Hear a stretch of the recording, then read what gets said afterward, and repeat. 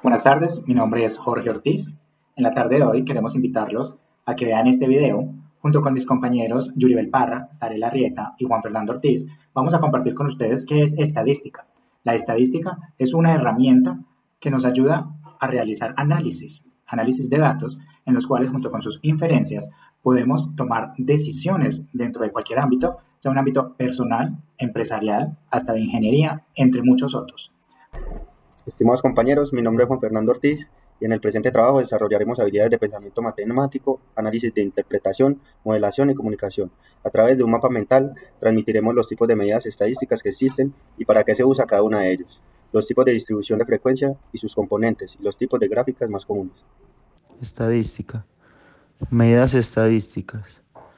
Se divide en dos, las cuales son medidas de posición y medidas de dispersión. Las medidas de posición sirven para medir y dividir, el cual se divide en dos, central y no central.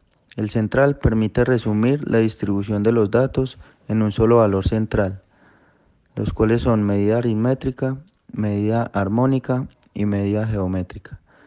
La no central son divisiones iguales en el orden de los datos, los cuales son el cuartil, el quintil, el decil y el percentil. La segunda, la cual es medida de dispersión, arroja un valor numérico sobre el grado de una variable, las cuales son el rango, la varianza, la desviación y el coeficiente de variación. La estadística tiene un tipo de distribución de frecuencia, el cual agrupa los datos en categorías, los cuales son los agrupados y los no agrupados. Los no agrupados muestran la frecuencia de cada valor de dato individual en lugar de grupos de valores de datos. No se pueden hacer clases o intervalos.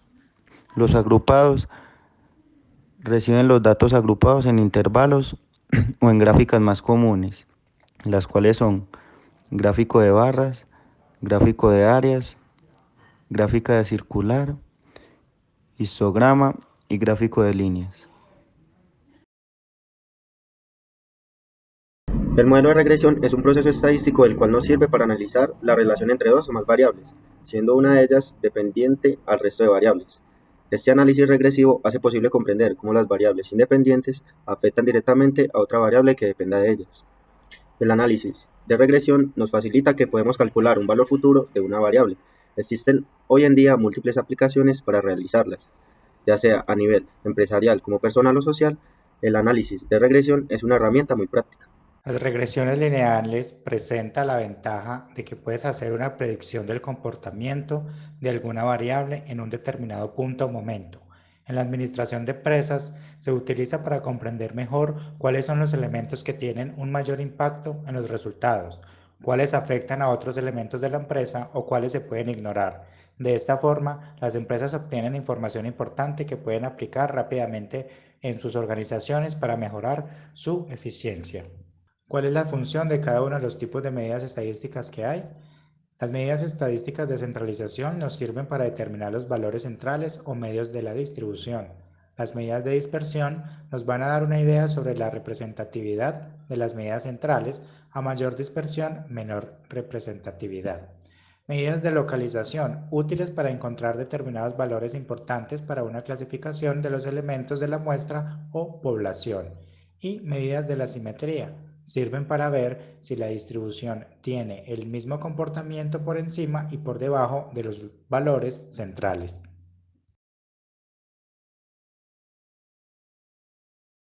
Existen tres tipos de regresiones lineales: regresión lineal simple, regresión lineal múltiple y regresión no lineal.